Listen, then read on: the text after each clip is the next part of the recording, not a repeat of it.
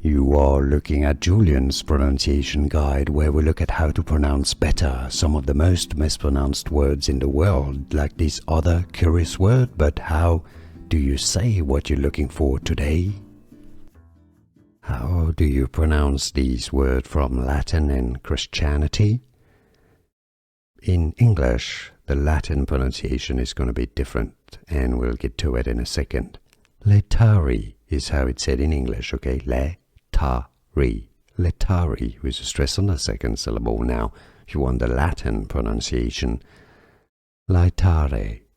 Laetare is how it would be said in Latin, so quite different.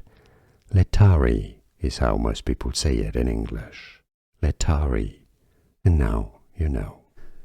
Here are more videos on how to pronounce more confusing words and names too many mispronounced. Like this video if you found it useful. I appreciate your support. I'll see you soon, and thanks for watching.